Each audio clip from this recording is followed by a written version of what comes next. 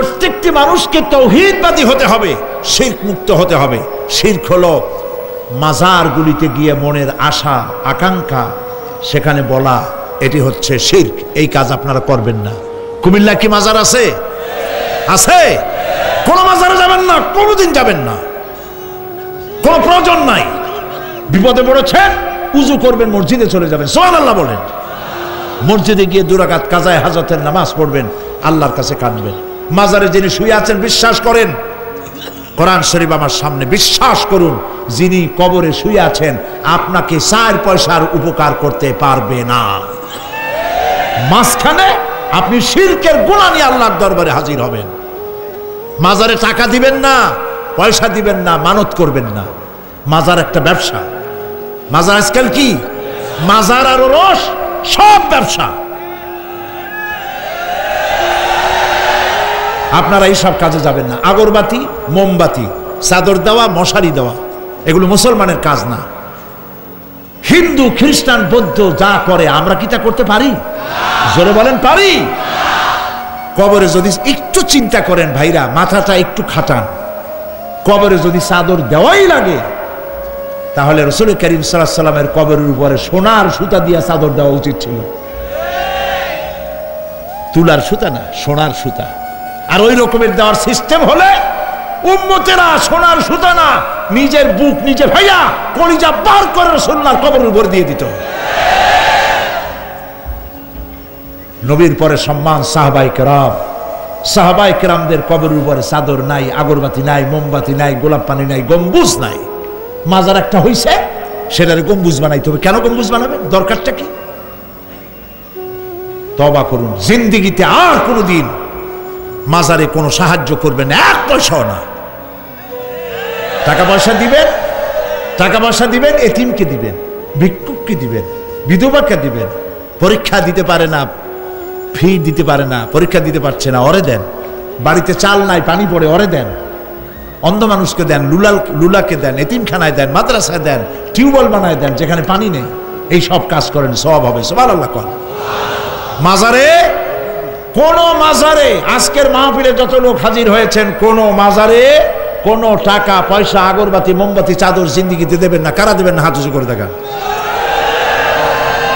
আলহামদুলিল্লাহ। হাত নামান, হাত নামান।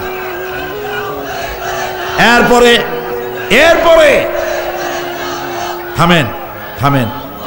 এরপরে দেশে আজ অশ্লীলতার সয়লাব আমরা দেখতে পাচ্ছি। গতকালও আলোচনা করেছি। গত 5 বছর যারা ক্ষমতায় ছিলেন, অভিনয় নিয়ন্ত্রণ আইন তারা তুলে ফেলেছিলেন। অভিনয় নিয়ন্ত্রণ একটা আইন ছিল, কতদূর অভিনয় করা যাবে, একটা মেয়ে তার কাপড় কতটা কমাইতে পারবে, নাচে গানে অভিনেতা অভিনেত্রী একসাথে কতটা জড়াজড়ি করতে পারবে, এর একটা নিয়ম কানুন আগের থেকে ছিল। সেই নিয়ম কানুন ওই 5 বছরে তারা আইন পাশ করে নিয়ন্ত্রণ আইনটা তুলে দিয়েছে। ফলে কাপড়েরও বালাই নাই, আর জড়াজড়ির এমন সব ছবি যা কোনো মানুষের দেখার কোনো উপায় নাই, যেগুলি দেখলে চোখ সাবান দিয়ে ধোয়া লাগে। নাউজুবিল্লাহ বলেন। বাংলাদেশ সুপ্রিম কোর্ট, বর্তমান সরকারের আমলে বাংলাদেশ সুপ্রিম কোর্ট সুমোটো আইন জারি করেছে, যে সমস্ত অশ্লীল ছবি করা যাবে না, অশ্লীল পোস্টার লাগানো যাবে না। আমি গতকাল এখানে বলেছি, কুমিল্লার ডিসি সাহেবকে আমি গত রাত্রে তার সঙ্গে আমি কথা বলেছি, তিনি একমত হয়েছেন। কুমিল্লার কোন দেওয়ালে সিনেমার অশ্লীল পোস্টার থাকতে পারবে না। সিনেমা ব্যবসায়ীদের বলে দিবেন, আপনারাও বলে দিবেন তাদেরকে, সিনেমার ব্যবসা করো, অশ্লীল ছবি দেখাইতে পারবে না। বাইরে লেখা থাকবে একটার, ভিতরে কাটপিস দেখাবা ইংলিশ ছবি। এই হারাম ব্যবসা, সিনেমার ব্যবসা যারা করে ওদের মতো কপাল পোড়া আকাশের নিচে জমিনের উপরে আর নাই।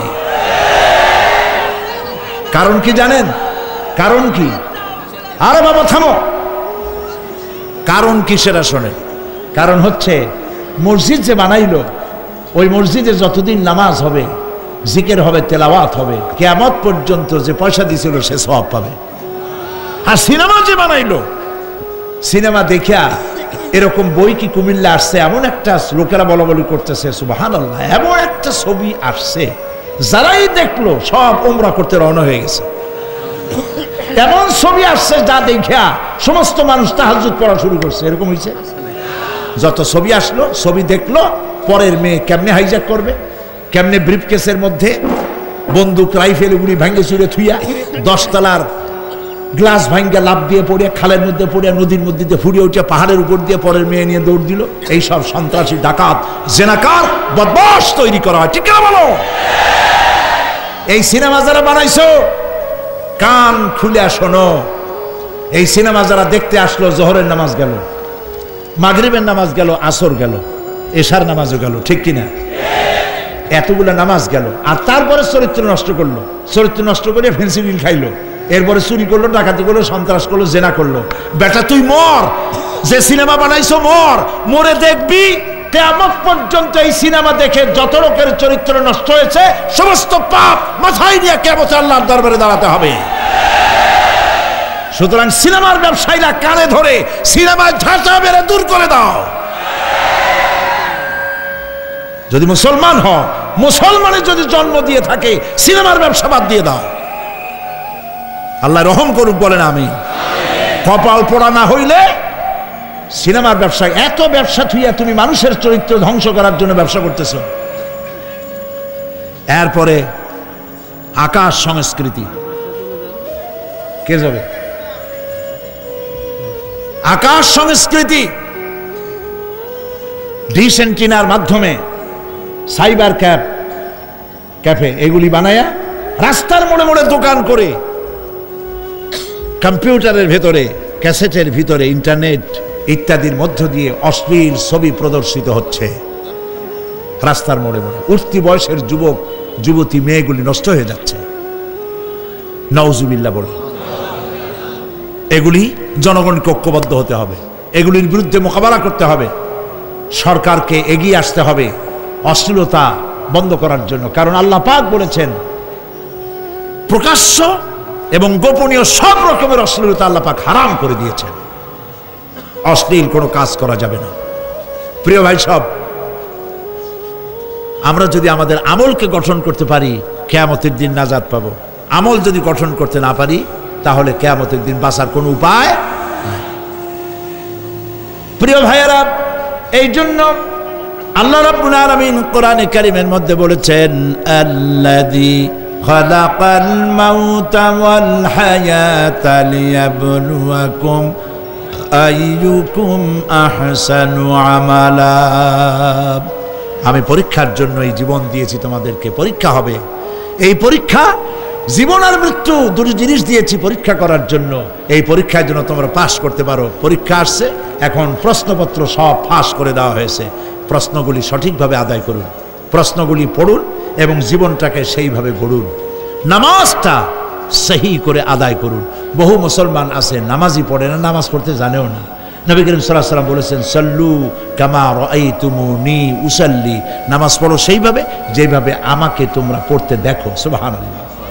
আর রাসূলুল্লাহ কেমনে নামাজ পড়তেন, এইটা বর্তমান বিশ্বের শ্রেষ্ঠ হাদিস বিশারদ আল্লামা নাসিরউদ্দিন আলবানী তিনি ইন্তেকাল করেছেন। আল্লাহ পাক তাকে জান্নাতুল ফেরদাউসের মেহমান বানায় নিক, বলেন আমিন। তার লেখা বই আছে রাসূলুল্লাহ সাল্লাল্লাহু আলাইহি ওয়াসাল্লামের নামাজ। বইয়ের নাম রাসূলুল্লাহ সাল্লাল্লাহু আলাইহি ওয়াসাল্লামের নামাজ। ছোট্ট একটা বই। এই বইটা আপনারা কিনবেন। এই বইটা যেভাবে লেখা আছে নামাজ সেইভাবে পড়বেন। নামাজ রাসূল করিম ঠিক যেভাবে পড়েছেন ওইভাবেই লেখা আছে। আপনি আন্দাজে পড়লে হবে না, টুকুর টাকুর করে কয়েকটা সেজদা দিলেই হবে না। তা দিলে আর কান, একটা সেজদা থেকে আরেকটা সেজদার মাঝখানে সময় দিতে হবে, রুকু থেকে দাঁড়ায় সময় দিতে হবে, ধীরে ধীরে নামাজ পড়তে হবে। অথচ আমরা নামাজ পড়ি সব থেকে ব্যস্ততার সাথে, দ্রুত, রকেট সার্ভিস। কোরআন শরীফের ভিতরে নামাজের গুরুত্ব সর্বাধিক দেওয়া হয়েছে। নামাজের কথা কয়বার বলা হয়েছে? 82 বার। 82 বার আল্লাহ পাক বলেছেন নামাজ আদায় করো, 82 বার বলেছেন। আর নবীজি বলেছেন, লা দীনা লিমান লা সালাতা লাহু, যার কাছে নামাজ নাই তার কাছে দিন বলে কোনো জিনিস নাই। মান তারাকা সালাতান মুতাআম্মিদান ফাকাদ কাফারা, ইচ্ছে করে যে ব্যক্তি নামাজ ছেড়ে দিল কাফের হয়ে গেল। বলেন নাউজুবিল্লাহ। কিয়ামতের দিন, বুখারী শরীফের হাদিস, আল্লাহ পাকের নবী বলেছেন কিয়ামতের দিন সর্বপ্রথম আল্লাহ জিজ্ঞেস করবেন বান্দা নামাজ পড়ছো কিনা। প্রথম প্রশ্ন কি বলেন? প্রথম প্রশ্ন কি? যার নামাজ কবুল তার সমস্ত নেক আমল মঞ্জুর, যার নামাজ কবুল হবে না কোনোটাই মঞ্জুর হবে না। কথা বুঝতে পেরেছেন? নামাজ সঠিকভাবে আদায় করতে হবে। নবী করিম সাল্লাল্লাহু আলাইহি সাল্লাম ইন্তেকালের 5 দিন আগে থেকে জ্বরাক্রান্ত হলেন, রোগাক্রান্ত হলেন, জ্বরে আর মাথার যন্ত্রণায় অস্থির হয়ে যেতে লাগলেন। বেহুশ হন, আবার হুশ হন। যেদিন তিনি ইন্তেকাল করবেন তার আগের দিনেও তিনি জোহরের নামাজ পড়ার জন্য সাহাবীদের কাঁধের উপরে ভর দিয়ে নামাজ পড়তে গেছেন। পা উঁচু করে নিতে পারেন নাই, পা টেনে টেনে নিয়েছেন। তিনি সেখানে খুতবা দিলেন, বললেন, ও আমার উম্মতেরা, এই পৃথিবীতে আল্লাহ রাব্বুল আলামিন তার এক বান্দাকে পৃথিবীর সব জাগতিক সম্পদ দিতে চেয়েছিলেন, কিন্তু সেই বান্দা সব জাগতিক সম্পদকে উপেক্ষা করে আল্লাহর সঙ্গে দিদার করা বেশি পছন্দ করেছেন। কেউ কিছুই বুঝলো না। হযরত আবু বকর রাদিয়াল্লাহু তাআলা আনহু খুব কাঁদতে লাগলেন। তিনি বুঝতে পেরেছেন যে এই পৃথিবীতে সমস্ত সম্পদ দিতে চেয়েছিলেন আল্লাহ যাকে, তার নাম বিশ্বনবী। তিনি সবগুলি উপেক্ষা করে আল্লাহর সঙ্গে দিদার করা বেশি পছন্দ করেছেন। আমরা অতি তাড়াতাড়ি নবীজি থেকে নবীর এতিম হয়ে যাব। পরের দিন ইশার নামাজের রক্ত হলো, আজান হয়ে গেল। মসজিদে মুসল্লিরা ভরে গেছে, সাহাবায়ে কেরাম সব এসে গেছেন। হুজুরের জন্য বহুক্ষণ অপেক্ষা করার পর হযরতে আবু বকর রাদিয়াল্লাহু তাআলা আনহু তিনি ইমামতির জায়গায় দাঁড়ায় গেছেন। নবীজি বেহুশ অবস্থায় ছিলেন ঘরের মধ্যে। হুশ আসার পর তিনি হযরত আয়েশাকে বললেন, আয়েশা, মসজিদে নববীতে এখন কি হতেছে? তিনি বললেন, নামাজ হচ্ছে। লোকেরা আপনার অপেক্ষা করেছে, কিন্তু আপনাকে না পাইয়া দীর্ঘক্ষণ অপেক্ষা করার পর আপনাকে না পেয়ে আমার বাবার ইমামতিতে তারা নামাজ পড়তেছে, কিন্তু মুসল্লিদের মধ্যে কান্নার রোল পড়ে গিয়েছে। তাদের ধারণা হয়েছে নবীজির জায়নামাজে যখন হযরত আবু বকর দাঁড়ায় গেছে, নবীজির পিছনে নামাজ পড়া আর আমাদের কিসমতে হবে না। নবীজি বলছেন, আয়েশা রে, মসজিদে নববীর দিকের দরজাটা খুলে দাও, আমি নামাজের দৃশ্য দেখতে চাই। দরজা খুলে দেওয়া হলো। নবীজি কোন রকম মাথা উঁচু করে মসজিদে নববীতে নামাজের দৃশ্য নিজে অবলোকন করে আবার শুয়ে পড়লেন। হযরত আয়েশা লক্ষ্য করে দেখেন নবীজির চোখের পানি দিয়ে কোনা দিয়া পানি বেয়ে বেয়ে পড়ছে। হযরত আয়েশা প্রশ্ন করলেন, ইয়া রাসূলুল্লাহ, নামাজের দৃশ্য দেখি কাঁদছেন কেন? হুজুর বলেন, আয়েশা রে, এটা কোনো দুঃখের পানি নয়, আমি কাঁদতেছি এই জন্যে, এই নামাজের জামাত কায়েমের জন্য তায়েফের ময়দানে অনেক রক্ত ঝরেছে, আবার উহুদের ময়দানে দান দান শহীদ হয়েছে, সাহাবায়ে কেরাম জীবন দিয়েছে। আজ আমি দেখতে পেলাম আমার উম্মতেরা জামাতে নামাজ পড়ছে। আমার ধারণা হলো ভবিষ্যতে কিয়ামত পর্যন্ত আমার উম্মতেরা এইভাবে জামাত বন্দী হয়ে নামাজ আদায় করবে। নবীজি আবার বেহুশ হয়ে পড়লেন। মসজিদে নববী থেকে আজ আর কেউ বাড়ি যায় না, সবাই কান্দে। আজ রাত বোধহয় নবীজি কাটাবেন না। মেয়েরা কাঁদতেছে, সাহাবায়ে কেরাম কাঁদতেছেন, আজওয়াজে মুতাহারাত তারা কাঁদতেছে। নবীজির আবার হুশ হলো, তাকায় দেখেন ঘরের মধ্যে কান্নাকাটি, মসজিদে নববীতে কান্নাকাটি। সব থেকে বেশি কাঁদতেছেন মা ফাতেমা। নবীজি হযরত ফাতেমার কান্না দেখে ইশারা করলেন, কাছে আয়। হযরত ফাতেমা রাসূলের কাছে গেলেন। নবীজি কানে কানে কি যেন বললেন, কান্নাটা বন্ধ হয়ে গেল। হযরত আয়েশা জিজ্ঞেস করলেন, মা, তোমার আব্বা তোমার কানে কি বলল আর কান্না বন্ধ হয়ে গেল? হযরত ফাতেমা বলে, আম্মাজি, আমার আব্বা আমাকে বললেন, মা ফাতিমা, তোমার কান্না আমার বরদাস্ত হয় না, কেঁদো না, আমি মৃত্যুর পরে সকলের আগে তোমার সাথে আমার দেখা হয়ে যাবে। হযরত ফাতেমা বলছেন, আম্মাজি, আমি বুঝতে পেরেছি আমার আব্বার এই কথার অর্থ কি। নবীজির ইন্তেকালের পরে আত্মীয় স্বজনের মধ্যে সবার আগে আমার মৃত্যু হবে, আর আমার পিতার সাথে আমি মিলিত হতে পারবো। রাত যখন শেষ হয়ে এলো,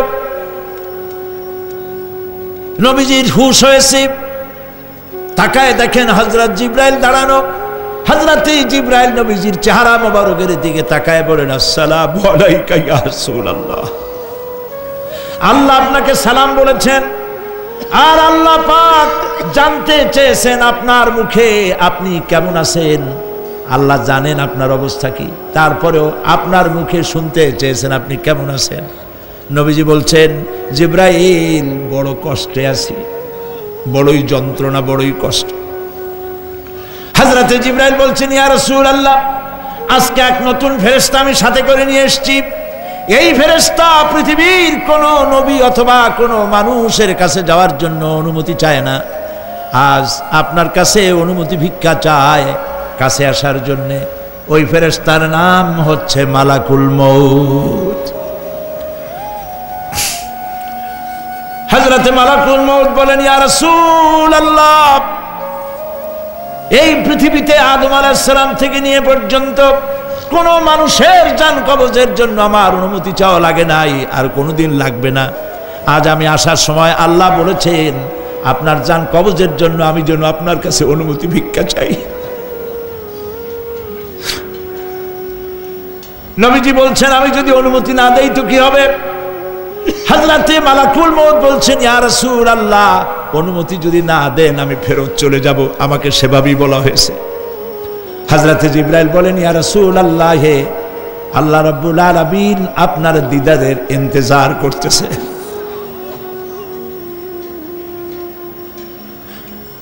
নবীজি বলছেন, মালাকুল মউত, তুমি জান কবজের কাজ শুরু করো। মালাকুল মউত যখন কাছে এসেছে, রাসূল জিজ্ঞেস করলেন, আয়েশা, ঘরে যে কয়েক টুকরা স্বর্ণ ছিল সেগুলোর কি অবস্থা? ছোট ছোট 6 টুকরা স্বর্ণ ছিল। হযরত আয়েশা বলছেন, হুজুর আমি এগুলো রেখে দিছি। হুজুর বলছেন, না, রাখতে পারবে না, আমার ইন্তেকালের আগে খয়রাত করে দাও। মুহাম্মদ সাল্লাল্লাহু আলাইহি ওয়াসাল্লাম আল্লাহর কাছে অবস্থায় উঠবে না যে তার ঘরের ভিতরে সোনা ছিল, দিয়ে দাও, খয়রাত করে দিয়ে দাও। হযরতে মালাকুল মউত রাসূলের জান কবজ শুরু করে দিলেন। রাসূলুল্লাহ জীবনের শেষ কথা বললেন, আসসালাত আসসালাত ওয়া মা মালাকাত আইমানুকুম। আমার উম্মতেরা বিদায় লগ্নে বলে গেলাম, নামাজ নামাজ নামাজ ছেড়ে দিও না।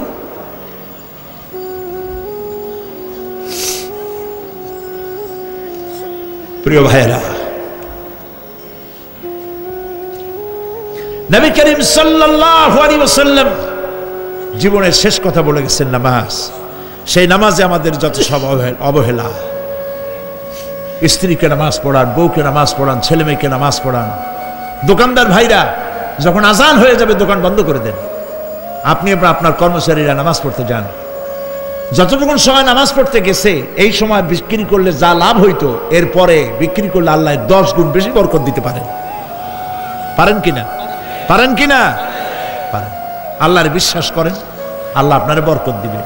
আপনার কর্মচারী, দোকানদারে, বাড়ি ঘরে স্ত্রী পুত্র পরিজন যারা আছে সবাইকে নামাজি বানাবার জন্য চেষ্টা করেন।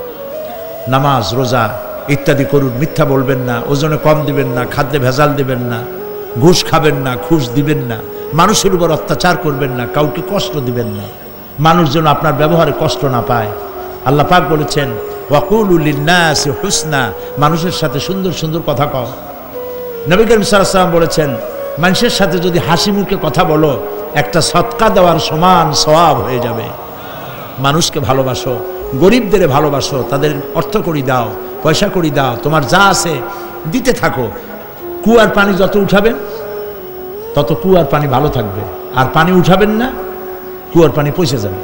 এই জন্য আল্লাহর রাস্তায় পয়সা যত ইনকাম হচ্ছে খরচ করতে থাকেন, আল্লাহ পাক দিতে থাকবেন।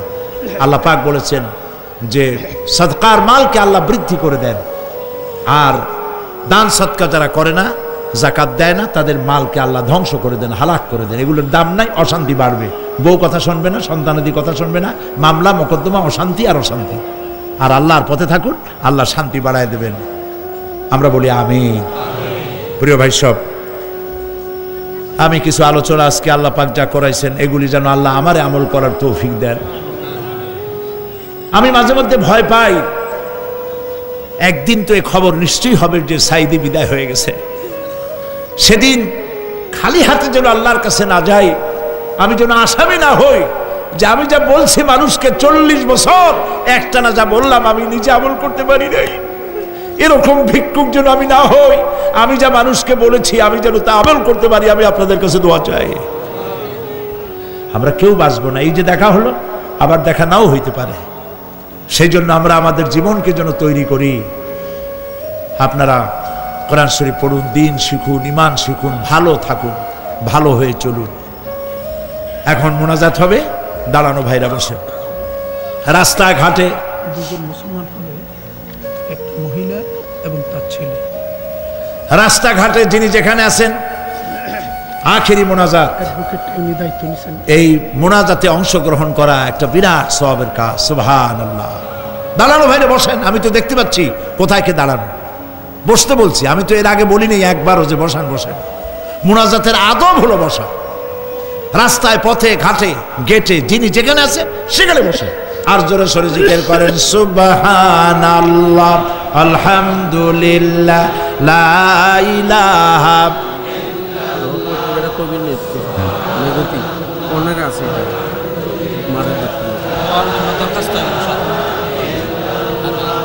সুবহানাল্লাহ।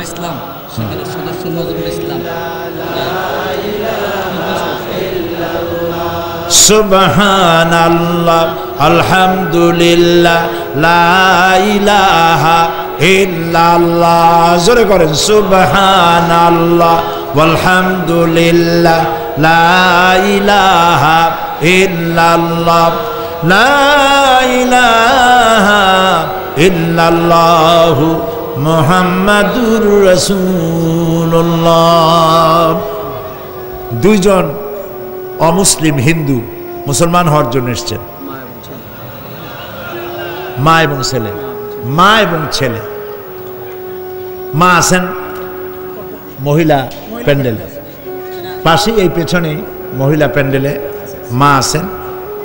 তার পূর্ব নাম হলো হাসিরানী শীল, রামনগর বাড়ি, জাঙ্গালিয়া, কুমিল্লা। বর্তমান নাম পছন্দ করেছে ফাতেমা বেগম। আর তার ছেলে নাম হলো সুমন চন্দ্রশীল। কই? সুমন চন্দ্রশীল। বর্তমান নাম পছন্দ করেছে মোহাম্মদ ওমর ফারুক। মাশাআল্লাহ। এর এফিডেভিট সরকারি নিয়ম অনুযায়ী অ্যাডভোকেট নাজির আহমদ হুসাইনি আগামীকাল তাদের এফিডেভিটের ব্যবস্থা করে দেবেন। আলহামদুলিল্লাহ বলে এখন তারা মুসলমান হবে।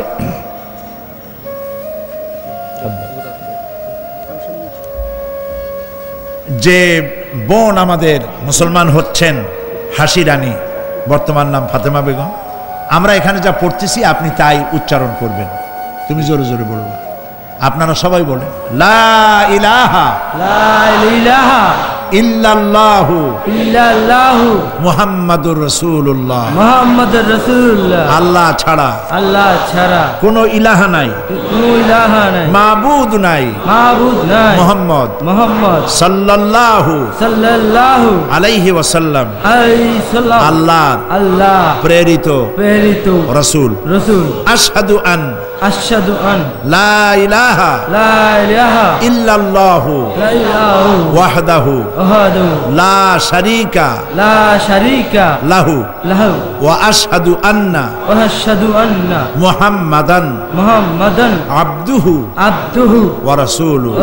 আমি সাক্ষ্য দিচ্ছি আল্লাহ ছাড়া কোনো ইলাহা নাই, কোনো মাবুদ নাই, কোনো উপাস্য নাই। তিনি এক, তিনি একক, তার কোনো অংশীদার নাই। আমি আরো সাক্ষ্য দিচ্ছি মুহাম্মদ সাল্লাল্লাহু আলাইহি ওয়াসাল্লাম আল্লাহর প্রেরিত রাসূল এবং তারই বান্দা।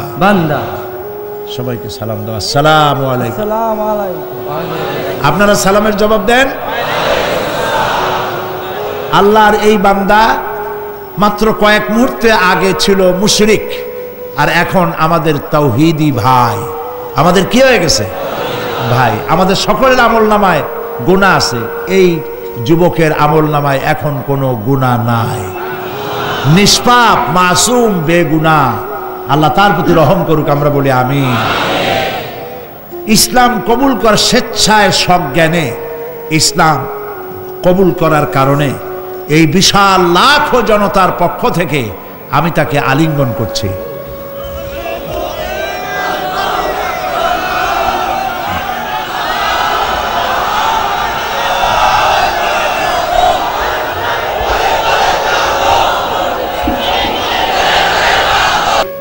পত্রিকা তো আজকাল জানেন, পত্রিকাগুলি প্রায় ইসলামের বিরুদ্ধে লেখে, কথা ঠিক কিনা? সেই ক্ষেত্রে কুমিল্লা একটা পত্রিকা বের করেছে, সাপ্তাহিক মেঘতি, মেঘনা, গোমতী, তিতাস, তিনটা নদীর কূলে যারা বাস করে তাদের কথাই এ পত্রিকা বলবে, বৃহত্তর জনগোষ্ঠীর ইমান, আকিদা ও সংস্কৃতির উপরে ভিত্তি করে। সেজন্য আপনারা এই পত্রিকাটি সংগ্রহ করার চেষ্টা করবেন। আর বলেছিলাম যে প্রত্যেকটি মুসলমান, রাসূলুল্লাহ বলেছেন যে এমন দুইটা রাত যাবে না যে তার মাথার তলে ওসিয়তনামা থাকবে না। ওসিয়তনামা কারে বলে আমরা জানি না, ওসিয়ত তো বুঝি কিনা, কিন্তু লেখে কেমনে জানি না। সেই জন্য হযরত খুররাম মুরাদ রহমতুল্লাহ আলাইহে তার মৃত্যুর সময় তিনি উপমহাদেশের একজন অন্যতম শ্রেষ্ঠ ইসলামী চিন্তাবিদ, মৃত্যুর আগে ওসিয়তনামা লিখে গেছেন। খুররাম মুরাদের শেষ ওসিয়ত, এটা আমি সম্পাদনা করে দিয়েছি, খুব কম পয়সা দাম। এটি আপনারা নিলে ওসিয়ত কেমনে লিখতে হয় সেটা বুঝতে পারবেন, ছেলে মেয়েকে দিনের উপরে রাখার জন্য করতে পারবেন। ওমর রাদিয়াল্লাহু তাআলা আনহুর কথা আমি বলছিলাম আপনাদেরকে, তার জীবনী সম্পর্কে অনেকের জানা নাই। সেই জন্য শহীদে মেহরাব হযরত ওমর ইবনুল খাত্তাব রাদিয়াল্লাহু তাআলা আনহু, তার জীবনের কাহিনীগুলি জানতে পারলে আমরা আমাদের এবং আমাদের সমাজকে গড়তে পারবো, এটিও পাওয়া যাবে। তারপরে বই মানুষের ক্ষতি করে না, মানুষকে ঠকায় না, ঠকায় নভেল, নাটক, উপন্যাস, গল্প, দাদুর বই, এই সব পড়লে মানুষ ঠকে, কিন্তু কোরআন হাদিসের বই পড়লে মানুষ ঠকে না। কোরআন শরীফ, এই যে কোরআনের তাফসীর করলাম, কোরআন আপনার বাড়িতে আরবি কোরআন আছে কিন্তু তরজমা নাই। আল কোরআন একাডেমি লন্ডনের পক্ষ থেকে কোরআন শরীফের বিশাল বাংলা অনুবাদ বেরিয়েছে, সহজ সরল বাংলা অনুবাদ কোরআন শরীফ, হাফেজ মনিরুদ্দিন আহমদ সাহেবের। এর হাদিয়া 700-750 পৃষ্ঠার অফসেটে ছাপা, মাত্র 100 টাকা দিয়ে। বাংলাদেশের কোনো প্রকাশক এই পয়সা দিতে পারবে না, তিনি লাভের দিকে তাকান নেই, আল্লাহর হস্তে। তো এটা আপনারা নিতে পারবেন। আর তাফসীর বোঝার জন্য তাফহিমুল কোরআনের কোনো জুড়ি নেই, আলহামদুলিল্লাহ বলেন। কি তাফসীর নাম বলেন? তাফহিমুল কোরআন আপনারা কিনবেন। ফি জিলালিল কোরআন, সৈয়দ কুতুব শহীদ রহমতুল্লাহ আলাইহি, তার তাফসীর আপনারা নেবেন, এখানে পাওয়া যাবে। ঢাকা থেকে এই বইগুলি আসছে, আপনারা নিয়ে যাবেন। আল্লাহ নেওয়ার তৌফিক দিন, জোরে বলেন আমিন। সবশেষে আমার 40 বছর কোরআনে কারীমের, আমাকে লোকেরা মুফাসসিরে কোরআন বলে, কিন্তু আমি নিজেকে মুফাসসিরে কোরআন বলে মনে করি না। আমি মনে করি আমি কোরআনের একজন ছাত্র, তাফসীরের ছাত্র। তাফসীরের একজন ছাত্র হিসেবে 40 বছর একটানা দেশে আর বিদেশে কোরআনের কিছু খেদমতের তৌফিক আল্লাহ দিয়েছিলেন। সেই কথাগুলি ক্যাসেটবদ্ধ আকারে সারা পৃথিবীতে ছড়িয়ে পড়েছে। পৃথিবীর এমন কোনো জায়গা নাই যেখানে বাংলাদেশি মুসলমান আছে আর তারে গোলামের ক্যাসেট পৌঁছায় নাই, এমন কোনো জায়গা নাই। সব জায়গায় আল্লাহ পৌঁছায় দিয়েছে। কিন্তু একদিন তো এমন হবে যে ক্যাসেট থাকবে না, আর সাইদিও থাকবে না, লেখাগুলা থাকে। সেই জন্য আমার বন্ধু মহল আমাকে খুব চাপ সৃষ্টি করলো লেখার জন্য। তাফসীর লেখা হয়েছে, তাফসীর এখন কিতাব আকারে বেরিয়ে গেছে। তাফসীরে তারা নাম রেখেছে তাফসীরে সাঈদী। সূরা ফাতিহা গতকাল বলেছি, চট্টগ্রামে তাফসীর করেছিলাম 5 দিন। সূরা ফাতিহার উপরে 46 জন হিন্দু খ্রিস্টান মুসলমান হয়েছে। সূরা নাবা করলাম, এবার 31 জন হয়েছে। চট্টগ্রামে 5 শতাধিক খ্রিস্টান, হিন্দু, বৌদ্ধ গত 24 বছরে ইসলাম কবুল করেছে, আলহামদুলিল্লাহ। সূরা আসর, ছোট্ট সূরা, এই ছোট্ট সূরাটি সম্পর্কে ইমাম শাফি রহমতুল্লাহ আলাইহি বলেছেন যে এই সূরাটি যদি কেউ বোঝে আর আমল করে, হেদায়েতের জন্য, জান্নাতে যাওয়ার জন্য এই একটি সূরাই যথেষ্ট। এর উপরে 5 দিন তাফসীর করেছি চট্টগ্রামে, 36 জন হিন্দু, খ্রিস্টান, বৌদ্ধ মুসলমান হয়েছে। সূরা আসর এই ছোট্ট সূরাটির তাফসীর হয়েছে 488 পৃষ্ঠা। আলহামদুলিল্লাহ। আপনারা মেহেরবানি করে নিয়ে যাবেন তাফসীরে সাঈদী সূরা আল আসর, এগুলি পাওয়া যাবে ওখানে। এই বিশাল কিতাবের হাদিয়া তারা রেখেছে মাত্র 200 টাকা। আপনারা যারা পারেন নিয়ে যেতে চেষ্টা করবেন। আমি চাই আপনাদের ঘরে ঘরে তাফসীর থাকুক, যাতে করে আপনি বুঝতেও পারবেন আর আমাকে দোয়াও করতে পারবেন। আমি আমার পক্ষ থেকে, আমি নিজের ভাইয়ের মতো মনে করি, আজকের সভাপতি কুমিল্লার সকল মানুষের কাছে সম্মানের পাত্র আলহাজ এম.এ. চৌধুরী সাহেবকে আমি সূরা তাফসীরে সাঈদী সূরা আল আসর আমি হাদিয়া দিচ্ছি।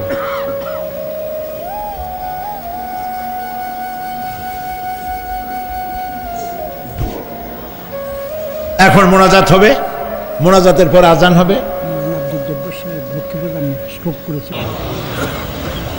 রব্বানা যালামনা আনফুসানা ওয়া ইন লাম তাগফির লানা ওয়া তারহামনা লানাকুনান্না মিনাল খাসিরিন। সবাই পড়েন আমার সাথে, রব্বানা যালামনা আনফুসানা ওয়া ইন লাম তাগফির লানা ওয়া তারহামনা লানাকুনান্না মিনাল খাসিরিন। হায় আল্লাহ তাআলা, তোমার আরশে আজিম থেকে তাকায় দেখো কুমিল্লার ঈদগাহ ময়দানে, বিশাল ময়দান, রাস্তাঘাট, মানুষ উপচে পড়েছে, লাখো জনতা। আমরা গুনার বোঝা নিয়ে তোমার দরবারে হাত তুলেছি। রব্বুল আলামিন, আমাদের গুনার দিকে তাকায়ও না, আমাদের চোখের দিকে আর মুখের কাকুতি মিনতির দিকে তাকায়া আমাদের জিন্দেগির গুনাহ মাফ করে দাও। রব্বুল আলামিন, সারা জীবন নাফরমানি করেছি, শিরক বিদআত সহ এমন কোন গুনাহ নাই যা কম বেশি আমরা করি নাই। আল্লাহ তাআলা দয়া করে আমাদের জীবনের গুনাহ মাফ করে দাও। আয় আল্লাহ তাআলা, আমাদের মধ্য থেকে যাদের আব্বাজান দুনিয়া থেকে বিদায় হয়ে গেছে, আমাদেরকে কত কষ্ট করে তারা মানুষ করেছিলেন, আজকে তারা দুনিয়ায় নাই। আল্লাহ তাআলা, বিদেশে যদি আত্মীয় স্বজন চলে যায়, মাসে মাসে অথবা প্রতিদিন টেলিফোনে খবরও পাওয়া যায় আমাদের মা বাপ দুনিয়া থেকে বিদায় হয়ে গেছে, বছরের পর বছর, যুগের পরে যুগ, কি অবস্থায় আছে কোনো খবর জানি না। রব্বুল আলামিন, আমাদের গর্ভধারিণী জনম দুঃখিনী মা নিজে না খেয়ে আমাদেরকে খাওয়াইছেন, গর্ভে রেখে কষ্ট করেছেন, ডেলিভারি করতে কষ্ট করেছেন, 2.5 বছর বুকের দুধ খাওয়াইয়া মানুষ করেছেন। আমাদের মা বাপ যাদের দুনিয়া থেকে বিদায় হয়ে গেল, আল্লাহ কবরটাকে জান্নাতের টুকরা বানায়া দাও। রব্বির হামহুমা কামা রব্বায়ানি সগীরা। সবাই পড়েন, রব্বির হামহুমা কামা রব্বায়ানি সগীরা। আয় আল্লাহ তাআলা, সারা পৃথিবীতে আজ মুসলমানদের বড়ই দুর্দিন, মুসলমানদের পক্ষে কথা বলার লোক আজ আর নাই। আল্লাহ তাআলা, কাশ্মীরের মুসলমানেরা কষ্ট পেতেছে, তাদেরকে পাখির মতো গুলি করে হত্যা করা হচ্ছে, প্যালেস্টাইনি মুসলমানদেরকে অভিশপ্ত ইহুদিরা মারতেছে। আয় আল্লাহ তাআলা, বাগদাদে যে ইরাকে অনেক নবীর মাজার আছে, মাহবুবে সুবহানি, কুতুবে রব্বানি, শেখ মহিউদ্দিন আব্দুল কাদের জিলানী রহমতুল্লাহ আলাইহ যে মাটিতে শুয়ে আছেন, মুসলমানের দেশ। আয় আল্লাহ তাআলা, কাফেরেরা সব ঐক্যবদ্ধ হয়েছে, মুসলমান দেশগুলি শেষ করে দেবে। আল্লাহ তোমার কাছে সাহায্য চাই। চেচনিয়া, বসনিয়া, প্যালেস্টাইন, কাশ্মীর সহ দুনিয়ায় যত জায়গায় মুসলমানেরা বিপদে আছে, আল্লাহ তুমি নিজে সাহায্য করো। রব্বুল আলামিন, আমরা মুসলমান, আমরা গুনাহ করেছি, সাহায্য চাবার মতো যোগ্যতা হারায় ফেলেছি। আল্লাহ, আমরা স্বীকার করি আমরা গুনাহগার। আয় আল্লাহ, আমরা 1000 বার স্বীকার করি, নত শিরে স্বীকার করি আমরা গুনাহগার। কিন্তু একটা ভালো পরিচয় আমাদের আছে, সেই পরিচয়টা হলো আমরা তোমার হাবিবের উম্মত। আয় আল্লাহ তাআলা, তোমার হাবিবের সাদকায় আল্লাহ তুমি দুনিয়ার মুসলমানদের দিকে রহমতের নজরে তাকাও।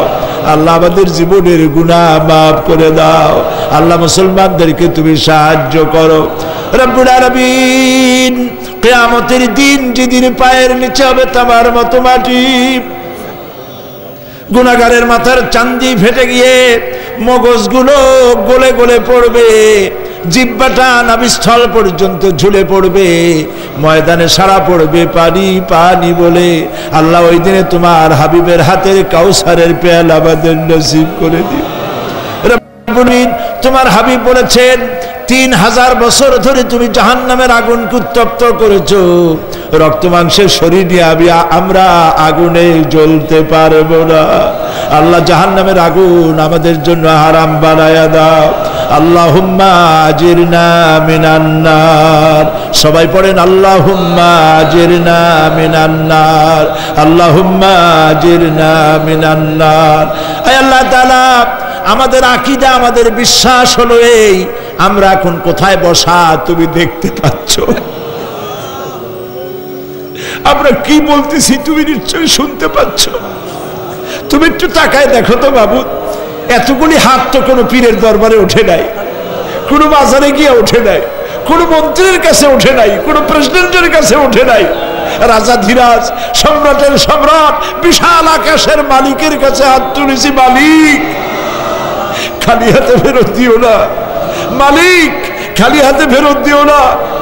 হে আকাশের মালিক, হে জমিনের মালিক, হে আমাদের রব, আমাদেরকে খালি হাতে ফেরত দিও না বাবু।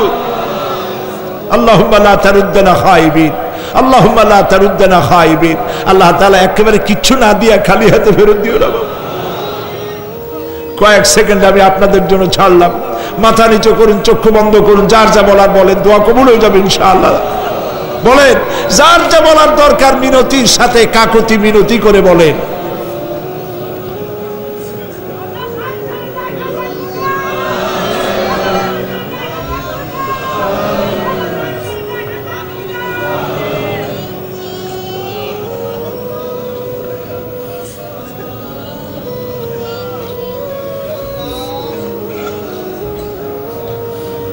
আল্লাহ তাআলা তোমার বান্দারা, তুমি তাকায় দেখো, আসামির মতো বসছে, কি চাইতেছে তুমি শুনতে পাচ্ছ। আমরা সবাই ভিক্ষুক, তুমি বলেছো ওয়াল্লাহু গানিয়্যুন ওয়া আনতুমুল ফুকারা, আমরা ফকিরের গোষ্ঠী আর তুমি গানি, আমরা ভিক্ষুক আর তুমি দাতা। আল্লাহ তাআলা আমাদেরকে খালি হাতে ফেরত দিও না বাবু। এই মাঠ থেকে কেউ যেন গুনার বোঝা নিয়ে ফিরে না যায় বাবু। আল্লাহ তাআলা সিরাতুন নবী কমিটি প্রত্যেক বছর মাহফিল করতেছে, আল্লাহ তাদেরকে কবুল করো। আল্লাহ তাআলা জনাব এম এস চৌধুরী সাহেব বার্ধক্যে পৌঁছে গেছেন, তার স্ত্রীর প্রতি, তার প্রতি রহম করো। ওনার সাথে যারা আছে, কাজী দিন মোহাম্মদ সাহেব, রব সাহেব সহ যারা আছেন, সকলের প্রতি রহম করো। আল্লাহ তাআলা এই কুমিল্লাকে ইসলামী আন্দোলনের দুর্গ বানায় দাও। শিবিরের যে ছেলেটি ক্যান্সার রোগাক্রান্ত হয়েছে, ডাক্তার বলেছে 3-4 মাসের বেশি বাঁচবে না, কিন্তু তুমি ভালো জানো আল্লাহ পাক, আমরা এই ছেলেটির জীবন তোমার কাছে ভিক্ষা চাইতেছি বাবু, তুমি ভিক্ষা দিয়া দাও। আল্লাহ তাআলা এইভাবে যাদের কিডনি নষ্ট হয়েছে, হার্টের বাল্ব নষ্ট হয়েছে, তুমি মেহেরবানি করে তাদেরকে তা দিয়ে দাও। আল্লাহ প্রত্যেকের প্রতি তুমি রহম করো। আল্লাহ তাআলা আর একটা কথা বলি, তুমি তো সেই মহান সত্তা যার কাছে বেশি চাইলে অসন্তুষ্ট হও না। পৃথিবীতে সবাই বারবার চাইলে অসন্তুষ্ট হয়, তুমি বরং না চাইলে অসন্তুষ্ট হও।